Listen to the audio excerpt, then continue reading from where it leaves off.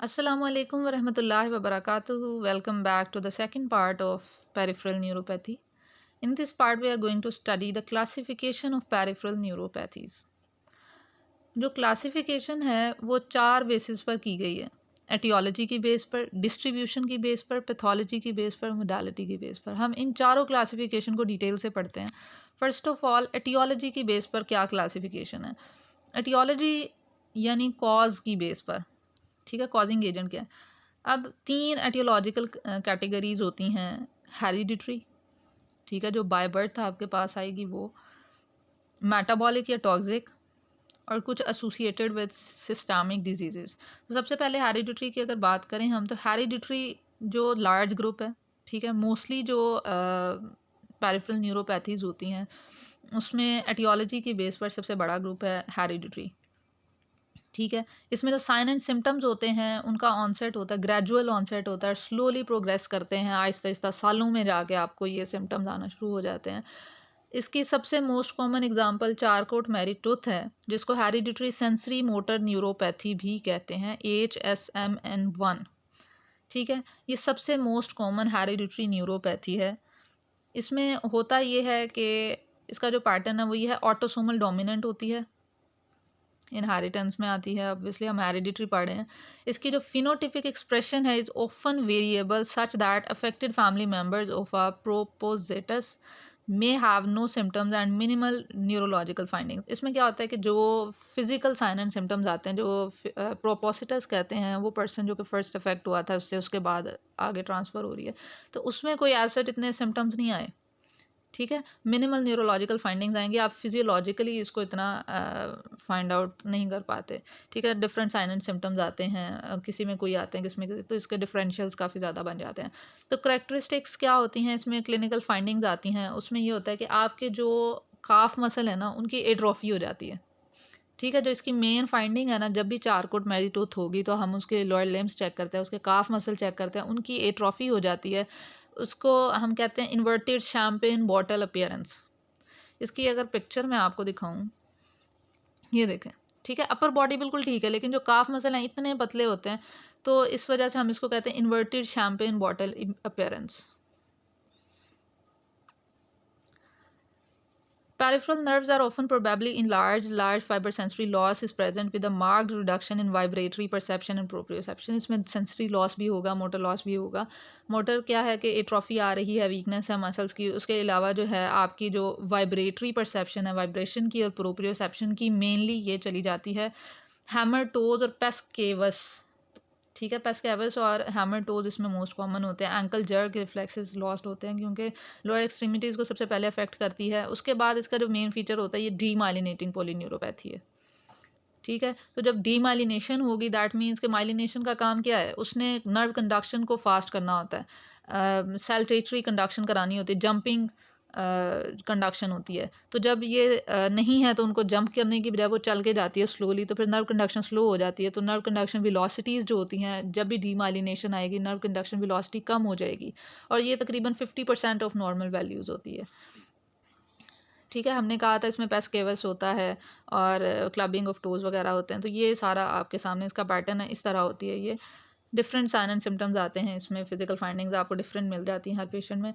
उसके बाद सेकंड होते हैं डीजरीन सोटास डिजीज़, इसको HSMN3 कहते हैं, hereditary sensory motor neuropathy third, ठीक है। This is a rare paediatric disorder with autosomal recessive inheritance that causes severe weakness and numbness, markedly enlarged peripheral nerves with onion bulb formation and markedly slow conduction velocities. Slow conduction velocities इसमें भी as such वैसे ही हैं, क्योंकि ये इसमें भी demyelination होती है, लेकिन इसमें क्या डिफरेंशियल फीचर है, ये ऑटोसोमल रिसेसिव है। चारकोट मैरी-टूथ जो है वो ऑटोसोमल डोमिनेंट है, ठीक है। और इसकी एक करेक्टरिस्टिक फ़ीचर ये होता है, अगर आप इसको उसके नीचे देखें माइक्रोस्कोप के अंदर, तो आपको अनियन बल्ब फॉर्मेशन नज़र आएगी, ठीक है। तो ये इसका एक करेक्टरिस्टिक फ़ीचर होता है। उसके अलावा वीकनेस और नमनेस, सेंसरी मोटर सिम्टम्स तो वो आएंगे ही आएंगे। उसके जो मेन इसका फ़ीचर है वो है अनियन बल्ब फॉर्मेशन। ये PPSC में और इस तरह क्वेश्चंस आते होते हैं, MCQs में बहुत इंपॉर्टेंट होता है। देन थर्ड जो होती है वो होती है रेफसम्स डिजीज़, इसको HSMN4 कहते हैं, hereditary sensory motor neuropathy fourth. The autosomal recessive disorder, अब इसको बजाय इसके रीड करने के मैं आपको बताती हूँ इसमें होता क्या है। इसमें एंजाइमेटिक डिफेक्ट है, ठीक है। वो एंजाइम जिसने आपका फाइटानिक एसिड की ब्रेक डाउन करनी थी उसका डिफेक्ट आ गया। अब फाइटानिक एसिड की ब्रेक डाउन नहीं हुई, उसकी एक्यूमुलेशन होना शुरू हो जाएगी, ठीक है। इसमें एक ट्रायड बनती है। ट्रायड में क्या आता है, पेरिफेरल न्यूरोपैथी तो है, उसके अपने साइन एंड सिम्टम्स भी आ रहे हैं, उसके साथ रेटिनाइटिस पिगमेंटोसिस या पिगमेंटोसा जिसको हम कहते हैं वो होता है, ठीक है। अब रेटिनाइटिस पिगमेंटोसा क्या है, ये भी एक जेनेटिक डिसऑर्डर है। इसमें क्या होता है कि वो सेल्स जो कि आपके लाइट सेंसिटिव थे उनकी ब्रेक डाउन हो जाती है, ठीक है। आपके बैक ऑफ द आई में लाइट सेंसिटिव सेल थे, उसकी ब्रेक डाउन हो जाएगी, तो उसकी वजह से आपको रात में नज़र नहीं आता, ठीक है। तो इसके साथ एक ये आएगा। और थर्ड क्या है, ड्राई एंड स्केली स्किन। इसमें एक ट्रायड आती है, ठीक है। पेरिफेरल न्यूरोपैथी तो आई है, उसके साथ आपकी स्किन और आपकी आईज इन्वॉल्व हो रही हैं, retinitis pigmentosa and dry and scaly skin, ठीक है। तो इसमें हम क्या करते हैं, जस्ट हम डाइटरी रिस्ट्रिक्शन कर देते हैं, हर वो खुराक जिसमें फाइटानिक एसिड हो वो हम नहीं देते, और प्लाज्मा फेरेसिस करते हैं। तो ये इसका ट्रीटमेंट है, ठीक है। देन सेकंड जो क्लासिफिकेशन है वो है टॉक्सिक या मेटाबॉलिक। तो डिफरेंट ड्रग्स हो सकती हैं, डिफरेंट टॉक्सिन्स हो सकते हैं जिनकी वजह से कोई न्यूरोपैथी हो सकती है। कुछ ड्रग्स के नाम उन्होंने बताए हुए हैं, amiodarone, cisplatinum, dapsone, INH, phenytoin, pyridoxine, vincristine, nitrofurantoin, DDL, DTC. Different drugs के नेम्स हैं ये, इनकी वजह से न्यूरोपैथीज हो सकती हैं, इनके साइड इफ़ेक्ट्स में आती हैं। इस तरह टॉक्सिन्स हैं कुछ heavy metals like mercury, arsenic, lead, zinc and thallium. उसके अलावा अल्कोहल और ऑर्गेनोफॉस्फेट्स, ये भी कॉज कर सकते हैं न्यूरोपैथीज़। अब थर्ड जो क्लासिफिकेशन है एटियोलॉजी की बेस पर, वो है neuropathy associated with systemic disease. कोई सिस्टमिक डिजीज़ हुई, उसकी वजह से आपको हो गई है न्यूरोपैथी, ठीक है, उसके साथ एसोसिएट हो गए। तो इसमें डिफरेंट नाम बहुत सारे आ जाएंगे इस तरह। तो यूरीमिया है, पोरफायरिया है, अमाइलोइडोसिस है। पोरफायरिया क्या होता है, इसमें उन्होंने बताया हुआ है कि ये आपके ब्लड ग्रुप डिसऑर्डर्स होते हैं, मतलब डिफरेंट डिसऑर्डर्स होते हैं, ग्रुप ऑफ डिसऑर्डर्स होते हैं जिसमें natural chemicals that produce porphyrin in your body, ये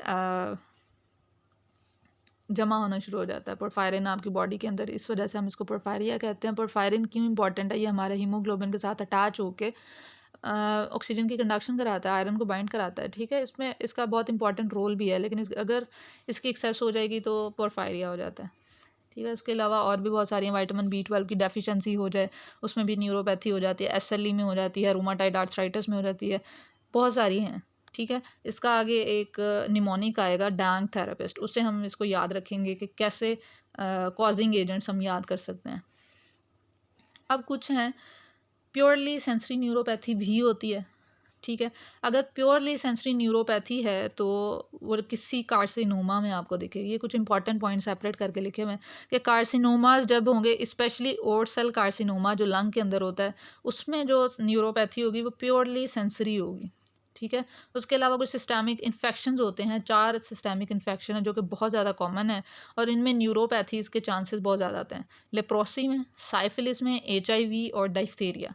जब ये इन्फेक्शन होते हैं उनके बाद चांसेस होते हैं न्यूरोपैथी होने के, ठीक है। और सबसे मोस्ट कॉमन है डायबिटीज़ मेलाइटस। डायबिटीज़ मेलाइटस के साथ न्यूरोपैथी कॉमन है, ठीक है। इसके तो पेशेंट भी आपने बहुत ज़्यादा देखे होंगे, डायबिटिक न्यूरोपैथीज हो जाती हैं जिसमें आइज़ अफेक्ट होती हैं, लोअर लिम्स अफेक्ट होते हैं, उनके पेरिफ्रीज अफेक्ट हो रहे होते हैं, डिपेंड करता है उनकी कंडीशन, उनका लेवल कौन सा चल रहा है। सो इसमें सिमेट्रिक पॉलीन्यूरोपैथीज भी आ जाती हैं, एसिमेट्रिक भी आ जाती हैं डायबिटीज़ में। सो सिमेट्रिक ज़्यादा कॉमन होती हैं, ठीक है। उसमें सेंसरी मोटर पॉलीन्यूरोपैथी भी आ सकती है, ऑटोनोमिक भी आ सकती है। एसिमेट्रिक ज़रा कम कॉमन होते हैं। एसिमेट्रिक का मतलब है जैसे मोनोन्यूरोपैथी मल्टीप्लेक्स होता है कि एक ही नर्व इन्वॉल्व है लेकिन वो मल्टीपल प्लेसेस पर इन्वॉल्व है, ठीक है। तो क्रेनियल न्यूरोपैथीज़ हैं, ट्रंकल न्यूरोपैथीज़ हैं, डायबिटिक मायोट्रॉफी है, इंट्रैपमेंट न्यूरोपैथीज़ हैं, डिफरेंट आ जाती हैं। तो ये सारी हैं सिस्टमिक डिजीज़, ठीक है। जैसे हमने डायबिटीज़ पढ़ी, SLE पढ़ी, उसके अलावा हमने रूमाटाइड आर्थराइटिस पढ़ी, हॉजकिंस डिजीज़ होती है, विटामिन B12 की डेफिशिएंसी होती है, हाइपोथायरॉयडिज्म होता है। ये आगे एक निमोनिक आ जाएगा, उससे आपको याद रहेगा। तो इनके साथ एसोसिएट होकर न्यूरोपैथी आती है, ठीक है। उसके बाद अब सेकंड क्लासिफिकेशन है डिस्ट्रीब्यूशन की बेस पर। डिस्ट्रीब्यूशन की बेस पर इसको डिवाइड किया जाता है symmetrical generalised polyneuropathy. Symmetrical generalised का मतलब है दोनों तरफ, सिमेट्री में है लेकिन है पूरी बॉडी में, ठीक है, एक साइड पे नहीं है, सिमेट्री में आएगी। और पॉलीन्यूरोपैथीज होती हैं, इसको डिस्टल से प्रॉक्सिमल अफेक्ट करती हैं। ये आपको जैसे हमने ग्लव एंड स्टॉकिंग पैटर्न हमने पढ़ा था, बिल्कुल ये वैसे ही हैं, ये वही हैं, ठीक है। ये आपकी इस न्यूरोपैथी में क्या होता है कि आपकी प्रोटीन सिंथेसिस अफेक्ट हो जाती है, जिसकी वजह से आपके डिस्टल पोर्शंस जो होते हैं, पैरिफेरल नर्व की डिजनरेशन होना शुरू हो जाती है और वीकनेस हो जाती है, नम्बनेस आती है। ये सारे सिम्टम ग्लव एंड स्टॉकिंग में हम लोग पहले फर्स्ट लेक्चर में डिस्कस कर चुके हैं। तो इसमें ये होता है, ठीक है। ये सिमेट्रिक है दोनों तरफ, ये नहीं है सिर्फ राइट साइड पे आ रही है, ये लेफ़्ट पे भी आएगी। अगर राइट फुट पे आ रही है तो लेफ़्ट फुट पे भी आएगी। इस तरह होते हैं मल्टीफोकल। सेकंड जो है वो है मल्टीफोकल न्यूरोपैथीज़। इसमें क्या होता है कि मोनो न्यूरोपैथी मल्टीप्लेक्स आती है। एक पैरिफेरल नर्व एक होगी लेकिन वो मल्टीपल प्लेसेस पर, यानी एक लेग में इन्वॉल्व हो रही है, एक आपके अपर लिम में है, कोई लेफ़्ट साइड पर भी है, कोई राइट पे है, यानी एक एक नर्व जगह जगह पे अफेक्ट हो रही है, मल्टीपल नर्व्स हैं। तो इसमें क्या होता है कि मोर और less simultaneously dysfunction of several peripheral nerves, जैसे कि हम डिस्कस कर चुके हैं। इसमें इस्कीमिक इन्फार्क्शन होता है, किसका, वासा नर्वोरम।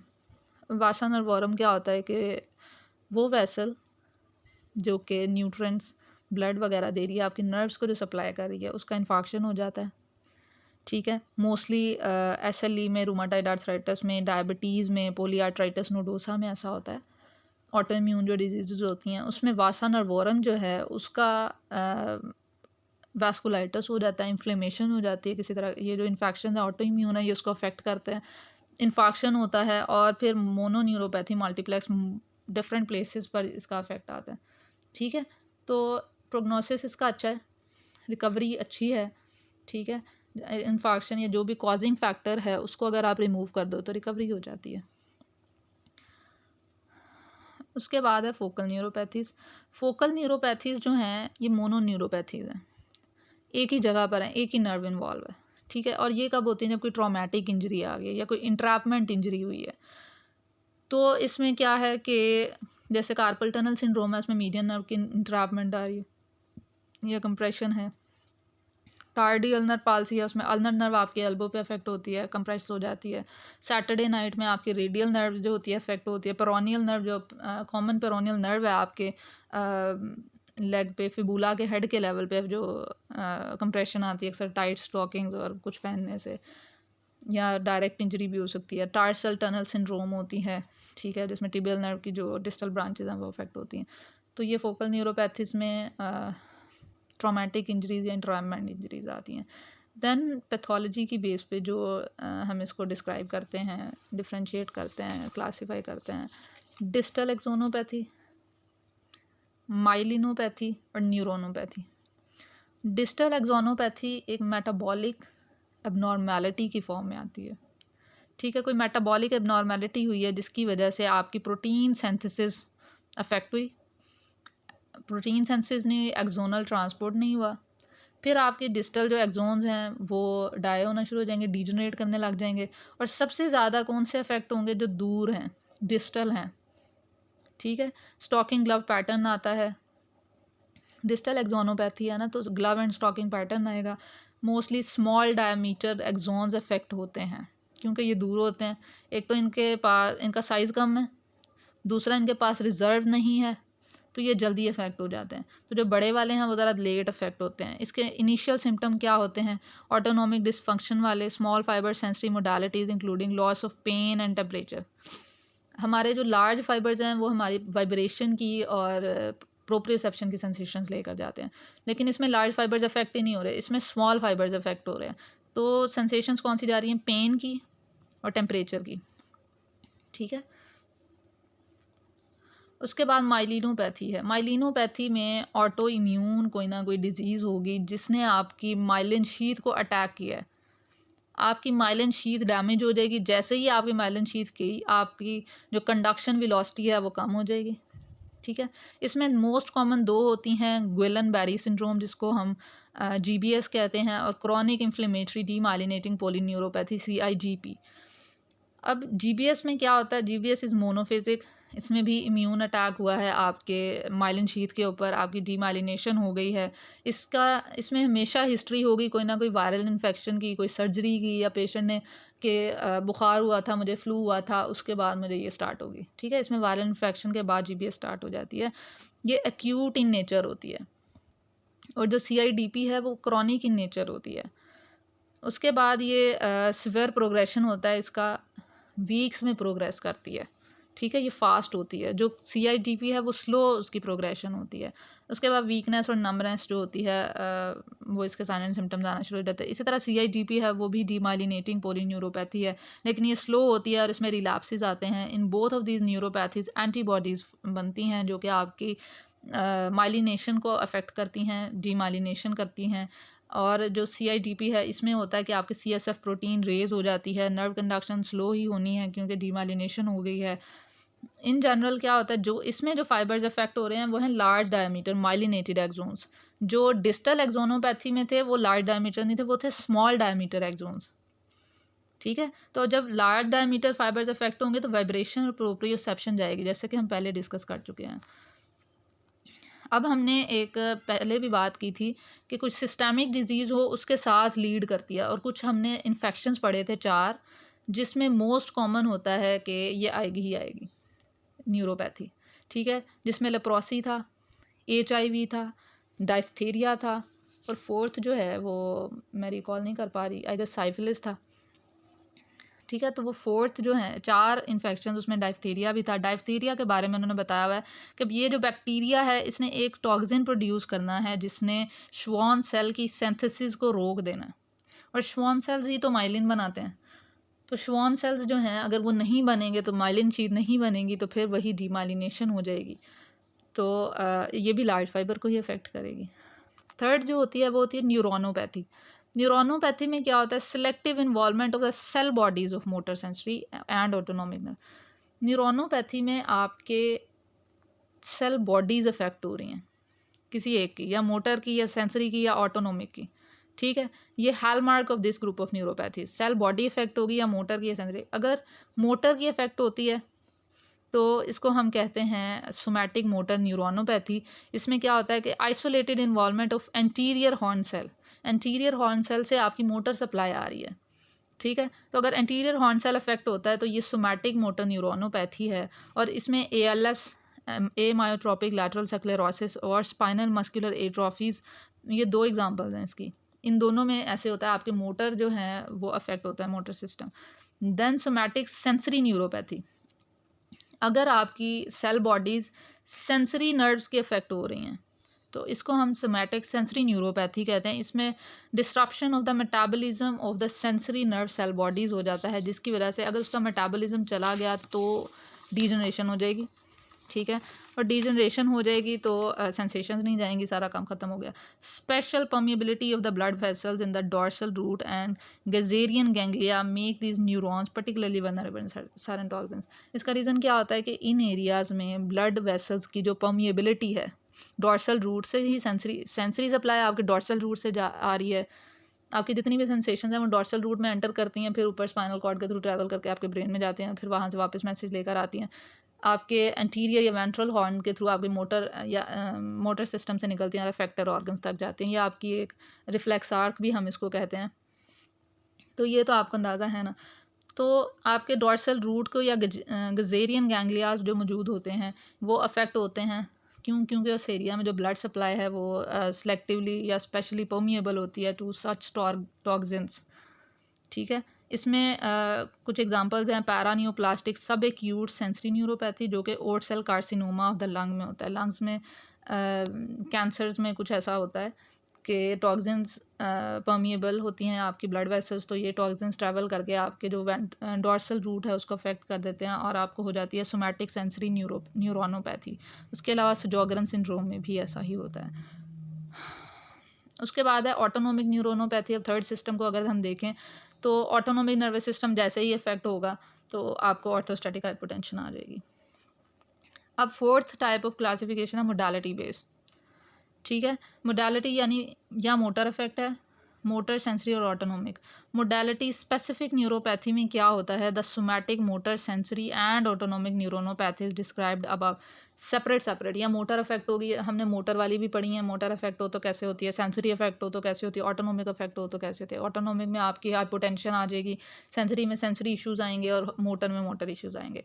एक होती है mixed modality neuropathy. Mixed modality में क्या है, उसमें तीनों मिक्स आएंगी, क्योंकि most of your peripheral nerves are consist of these three things, motor, sensory and autonomic, ठीक है। तो जो सिम्टम्स होते हैं वो भी मिक्सड आते हैं, ठीक है, कॉम्बिनेशन में आएंगे, एक में नहीं आते। तो सिम्टम्स भी तीनों के ही आएंगे। डीमाइलिनेटिंग न्यूरोपैथी ही होती है मोस्टली, जितनी भी डीमाइलिनेटिंग न्यूरोपैथी होती है वो लार्ज फाइबर्स की होती हैं, तो उसमें भी ऐसे ही होता है। मिक्सचर ऑफ मोटर भी सिम्टम आएंगे, सेंसरी भी और ऑटोनॉमिक भी, और जब मिक्सचर ऑफ सिम्टम्स आते हैं तो उसको हम मिक्स्ड मोडालिटी न्यूरोपैथी कहते हैं। और अगर मोडालिटी स्पेसिफिक न्यूरोपैथी है तो उसका मतलब ये है कि सिर्फ एक मोडालिटी, या सेंसरी है, या मोटर है, या ऑटोनॉमिक है, जैसे हम ऊपर पढ़ चुके हैं। ये मैं आपको बताना चाह रही थी कि जो हमारे पास एक है डांग थेरेपिस्ट, एक निमोनिक है जिससे हमने इसको याद रखना है कॉजेज़ क्या हैं। ये वेरी इंपॉर्टेंट एक निमोनिक है जो कि आपने याद रखना है, जो कि कॉज करते हैं। हर तरह की कॉजेज़ लिखी हुई हैं जो कि आपको न्यूरोपैथी कॉज करती हैं। D for diabetes mellitus, the most common thing. A for alcohol, जो कि हमने टॉक्सिन्स में पढ़ी थी। डायबिटीज़ मेलाइटिस हमने कहाँ पढ़ा है, सिस्टमिक कोई डिजीज़ हो उसके साथ एसोसिएट करके आती है ना। तो ये फर्स्ट एटियोलॉजी की क्लासिफिकेशन में। न्यूट्रिशनल डेफिशिएंसी भी हमने वहीं पे पढ़ी। जीबीएस हमने कहाँ पढ़ा था, जहाँ डीमाइलिनेशन में आता है, माइलिनोपैथी पैथोलॉजी की क्लासिफिकेशन में थी। देन टॉक्सिन्स जो हैं ये भी एटियोलॉजी बेस में। हेमाटोलॉजिक ब्लड पैरा प्रोटीन्स, जहाँ पोरफायरिन जो होती है वो बाउंड होके तो सप्लाई करती है, तो हेमाटोलॉजिक इश्यूज भी हो सकते हैं। एंडोक्राइन अगेन सिस्टमिक कोई इशू है। रूमेटोलॉजिक भी सिस्टमिक इशू है। अमाइलॉइड भी सिस्टमिक, पोरफायरिया, इन्फेक्शियस सार्कॉइड ट्यूमर, ठीक है। ये सारे फर्स्ट वर्ड्स लिखे हुए हैं, यहाँ से आपने याद रखना है कि क्या क्या कॉजेज़ हैं जो कि आपको न्यूरोपैथी कॉज करती हैं। सो अभी तक इतना ही काफ़ी है। नेक्स्ट लेक्चर में इंशाल्लाह हम इसकी लेबॉर्ट्री असेसमेंट और इसकी ट्रीटमेंट पढ़ेंगे। अपना ख्याल रखें, दुआ में याद रखें। अल्लाह हाफिज़।